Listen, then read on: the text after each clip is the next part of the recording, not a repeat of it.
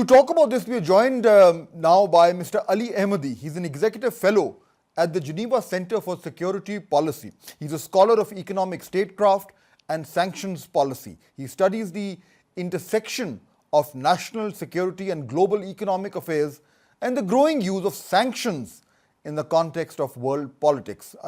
Mr. Ali Ahmadi currently works with think tanks and institutions around the world on sanctions and geo-economic related issues, including Gulf state analytics in Washington and Vocal Europe in Brussels. Mr.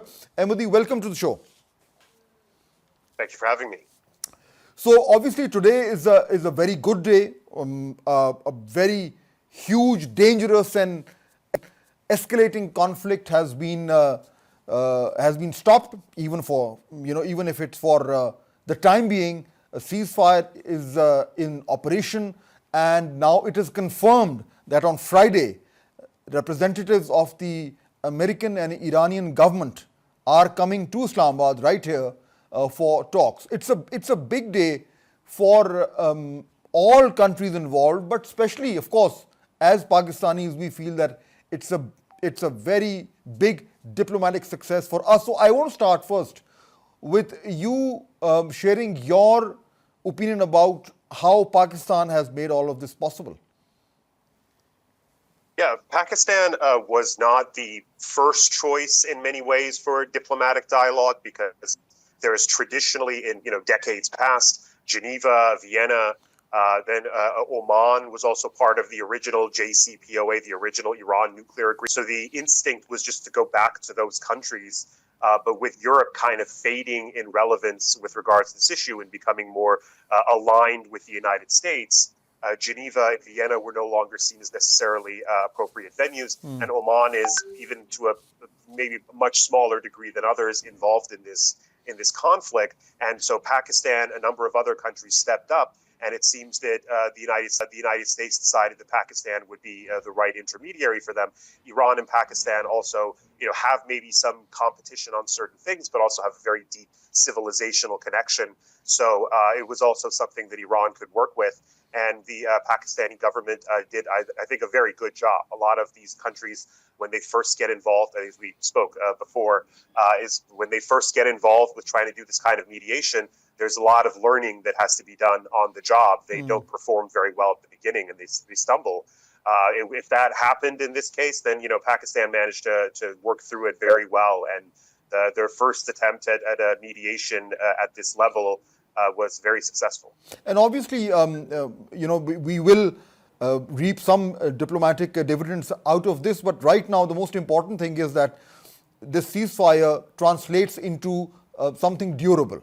Which is why the Friday talks are so important. So obviously, we all feel that we should keep our expectations low, but the basic minimum thing that we are all, and I'm sure you'll agree with me, the basic minimum thing that we are looking out of these talks is some sort of an agreement which ensures that the countries don't go back to fighting. So when you're looking at the talks that will happen on Friday, what are some of the key things you think that would be on the table where there could actually be some commonality between Iran and the US, and representatives could get up and go back to their capitals with something in hand?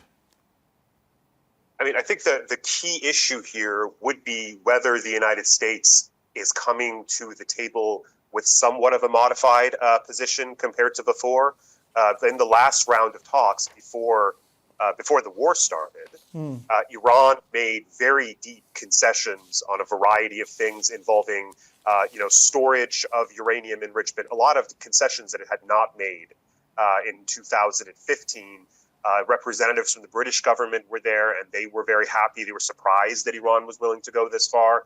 Obviously, the mediators, the Omanis, went to the United States on the weekend before the war started. Praises about how possible a deal is here. So Iran has made very deep concessions, but it seems like the United States' approach beforehand was that they're not willing to accept any kind of uranium enrichment inside Iran, and they also want Iran's capacity to defend itself against foreign attack, meaning its missiles and its non-state allies in the region like Hezbollah, disassembled. If the United States comes back to the negotiating table with that same posture, then we're probably not getting anything. But we're all. I'm looking at the initial post that President Trump did earlier this morning, our time, in which he starts, of course, by saying that based on conversations with Prime Minister Shahbaz Sharif and Field Marshal Asim Munir of Pakistan, and wherein they requested that I hold off the destructive force being sent tonight to Iran, and subject to the Islamic Republic of Iran agreeing to the complete, immediate and safe opening of the straits, I agree to suspend the bombing and attack of Iran. Now then later on, Mr. Ahmadi goes on to say, we received a 10-point proposal from Iran and believe it is a workable basis on which to negotiate. So, yes, based on what you and I are talking about, I have this 10-point proposal in front of me. And it says a lot of things, obviously, which Iran wants. And if the US president is saying that that's a good basis, that means that the Americans are now willing far more to accommodate Iranian demands than they were, say, before they launched the attack. And that is what President Trump said yesterday. And we hope that it will be what President Trump says on Friday, because there have been various points throughout these negotiations, both this time and the previous rounds of negotiations before the 12-day war in the spring, where President Trump was asked, would you be comfortable with a nuclear deal that doesn't involve missiles and Iran's non-state allies? And he said, yes, I would be. And there were times when Iran came to the negotiating table with offers of, radically reducing the level of enrichment and having IAEA oversight, but still enriching domestically. And the Americans expressed a willingness to discuss a nuclear deal in that framework. So we have a very mercurial president, and there is a lot of pressure on him from both hawks in Washington and from Israel to change his mind about these things. And so there is already some indication that the Americans saying, well, our preference is that Iran not have any enrichment. I don't know if that's going to be a negotiating position come Friday, how seriously to take some of these sort of talks in Washington from earlier today. So the key is, when we sit down, what is the position they're going to be. And of course, the old saying, Mr. Ahmadi, which I'm sure you've heard, that, you can't get on the negotiating table which you couldn't get on the battlefield. So I think that will apply very much here. But if I look at the 10 points, 4 points stand out where perhaps there could be some discussion. One, of course, is point number 2, Iran's continued control of the Straits of Hormuz. Then next point is Iran's uranium enrichment right should be accepted. And number 4 and 5 are lifting of all primary and secondary sanctions. You, of course, have done so much work on sanctions. So let's talk about that. Do you see major relief for Iran when it comes to these primary and secondary sanctions? So just to clarify, the primary sanctions refers to the prohibitions on American firms working with Iran. The secondary sanctions mainly refer to all firms around the world, and the U.S. targeting essentially firms from anywhere in the world for working with Iran. So when there's fines imposed against Pakistani companies, Indian companies, European companies for working with Iran, those are a result of secondary sanctions. In the nuclear agreement from 2015, which Trump put the U.S. out of in 2018, only the secondary sanctions were lifted. The primary sanctions, the American sanctions, were not. Now, one of the things that President Trump complained about when he was leaving the initial nuclear deal from 2015 was that it gives European companies an upper hand because American companies can't do business with Iran, but the Europeans can. So Iran has said, listen, we're willing to work with American companies. And Iran historically has been. The reason the countries have no economic relations at all is because of American sanctions, not Iranian sanctions. But so how much of that is going to be delivered? This is obviously, a negotiating position. Lifting of secondary sanctions is going to be necessary in the context of any actual nuclear deal where Iran agrees to keep its domestic enrichment to an absolute minimum, have a massive IAEA oversight, agree to stockpiling limitations and all of these different things that it put back on the table before. In terms of the Strait of Hormuz, Iran has been clear that it needs compensation for the war that has been imposed on it. Now, that compensation, Iranian officials have hinted, and it's hard to get a very clear sense, but Iranian officials have hinted that compensation can come in various forms. It can come in the form of America writing Iran a check. It can come in the form of Iran controlling the Strait of Hormuz and charging the toll for ships leaving the Strait of Hormuz, or it could come in the form of sanctions relief. Now, this is a new point of leverage that Iran didn't have before, so perhaps Iran might want to ask for certain sweeteners on the sanctions relief. There's certain things that the U.S. can do regarding banking regulation that would make business with Iran easier that it didn't do in 2015. But Iran, I don't think most of Iran's leadership is necessarily insistent on maintaining the toll booth on the Strait. But even if there is some relief in terms of the sanctions on Iran, that could change the economic the prospects of Iran in a major way. And also, Mr. Ahmadi, of course, I'll bring in the Pakistani context, because if there is space for normal trade and economic cooperation between two neighbors, Iran and Pakistan, that means a benefit for not just these two countries but the whole region, and specifically when it comes to energy, because as you know very well, Pakistan, one of the major problems that we have here in Pakistan is the issue of energy. And if this sanctions relief means that Pakistan can, for example, continue with the pipeline project which was suspended, or other, for example, electricity, gas, other energy projects, that could be a win-win. So do you think as a result of these talks and in the larger global context, these kinds of reliefs could end up benefiting Pakistan specifically, because we played a very important role, but otherwise generally the whole region? Yes, absolutely. I mean, one of the problems in the Middle East region, in the sort of greater Middle East region, even countries in Central Asia, and you have so much of the region is under a very heavy barrage of American sanctions on a regular basis. Even countries like Iraq are heavily affected by it. Obviously, Syria, the sanctions have been lifted, but it's still taking some time.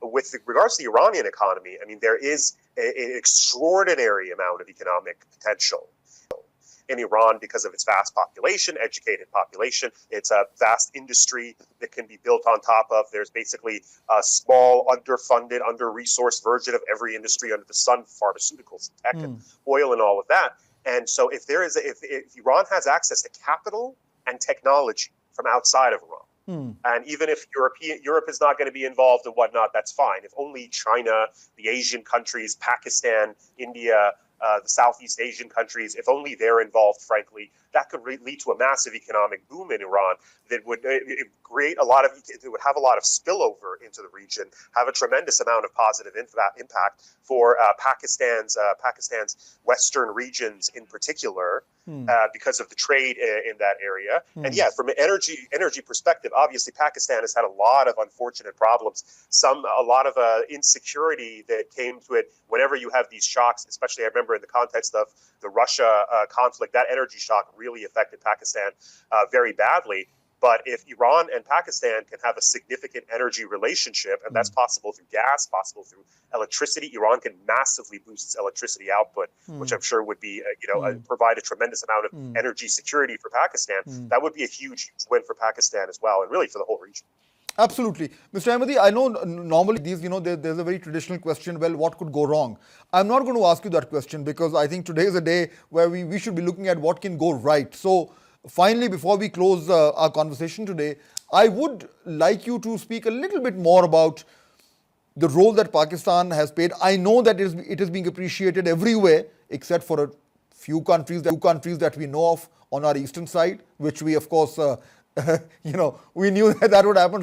So I'm going to let that slide for now. But otherwise, as a country who's now right bang in the center of this, can you think of specific beneficial spin-offs that could or should come Pakistan's way?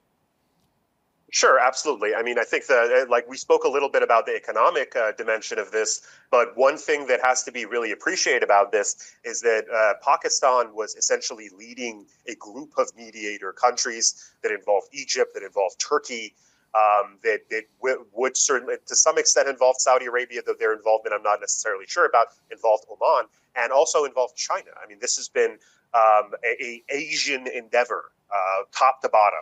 The Europeans were not involved in this basically at all. This is going to be an entirely Asian product which speaks volumes for the possible benefits of a new Asian century, of a century where Asian countries have developed, an economic and security architecture that gives us security and gives us certainty in our economic relations. That would be a huge boon to the entire region and to all of Asia. A real integration from a security and economic standpoint would have tremendous benefits for the continent.